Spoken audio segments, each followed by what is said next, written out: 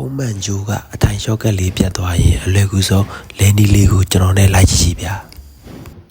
မီးကန်တိတ်ကိုလိုသလောက်ညှက်လိုက်မယ်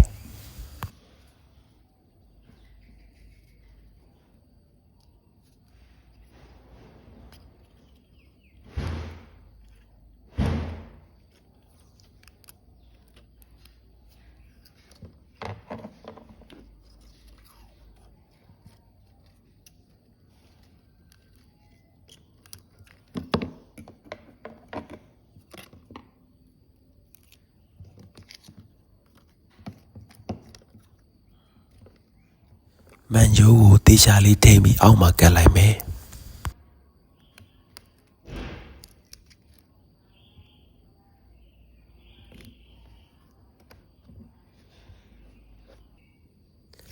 စာကနာချွန်နာလေးကိုသုံးရမယ်ချင်းချူစီလေးထည့်မယ်ဗျာဤကန်ကိုအပူ380လီတရာနဲ့လက်ကိုအမြဲဝှေ့ရမ်းပြီးတော့ဖြုတ်ရမယ်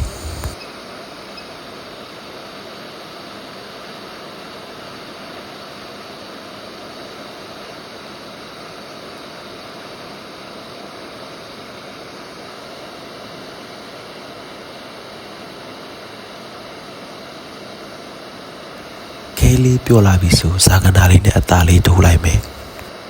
အတိုင်ရှော့ကကပြက်နေပြီးသားမို့အပြက်တိုင်းခွာတာကိစ္စမရှိပါဘူးဗျအကောင်းခွာရင်သာအကောင်းတိုင်းဖြစ်အောင်ဂရုစိုက်ရပါမယ်ပြီးရင်တင်တာလေးနဲ့စီလိုက်မယ်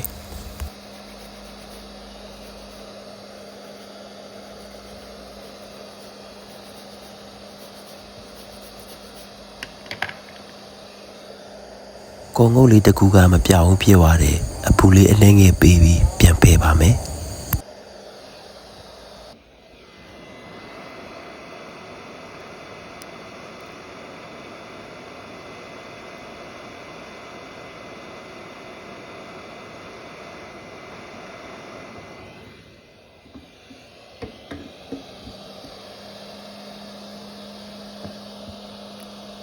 အကုန်လုံးရှင်းသွားပြီဆိုဒီကနာပေးထားလိုက်မယ်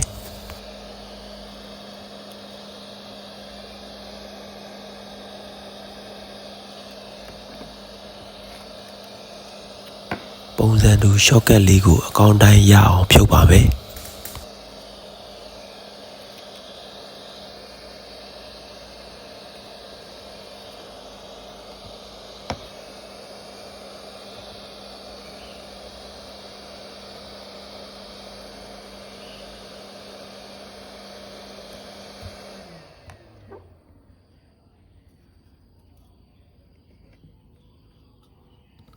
ချင်းကျူးစီလေးထည့်မယ်အပူ380လီတရာနဲ့ဟီကန်ကိုအမြဲဝေ့ရန်တာပြီးခဲပြောလာပြီဆိုရှော့ကတ်ကိုစားကလာလေးနဲ့အသားလေးထိုးထုတ်ပြီးဟီကန်ကိုအမြန်ရုပ်လိုက်ပါရှော့ကတ်လေးအကောင်းတိုင်းရရှိလာပါပြီ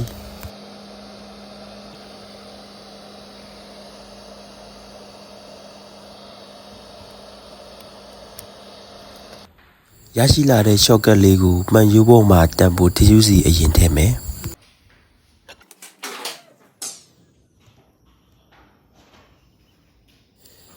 ရှော့ကတ်ငုတ်လေးတွေနဲ့မှန်ယူဖို့ကခဲငုတ်လေးတွေညီအောင်တေချာလေးအထိုင်ရှာမယ်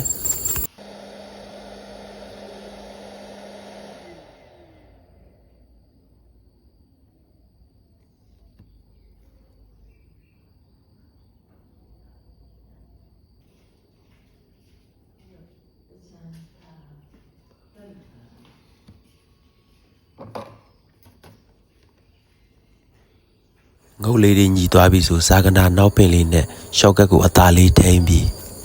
ထိတ်ဆုံးကငုတ်တငုတ်ကိုခဲကောက်လေးနဲ့အသားလေးထိပြီးခဲနှင်းငယ်ဆော်လိုက်မယ်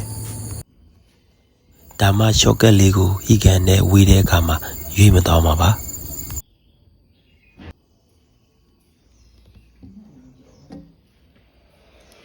ပြန်တက်တဲ့နေရာမှာဟီကန်ကိုအပူချိန်300လီတရာနဲ့ပြန်တက်ပါတယ်ဟီကန်ကိုမြန်လေးဝေ့ပေးပြီးခဲပြော့လာပြီဆိုရင်ဟီကန်ကိုအမြန်လေးရုပ်လိုက်ပါ အခုလိုငုတ်လေးတွေညီနေပြီဆိုရင်ရပါပြီတင်တာလေးနဲ့တန့်ရှင်းရေးလေးလုပ်လိုက်မယ်ကျွန်တော်ပြောပြတဲ့နီလန်လေးတိုင်းပြက်နေတဲ့ shortcut တွေကိုအစစ်ပြေးလင်းလိုက်ပါတယ်ဗျာစာကေဘုတ်အထိုင်က shortcut တွေပြက်ရင်လေဒီနီလန်လေးတိုင်းလင်းနိုင်ပါတယ်ဗျဗီဒီယိုလေးကတော့ဒီလောက်ပါပဲအားလုံးပဲဘေးရန်ကင်းကွာစိတ်ချမ်းသာကြပါစေဗျာ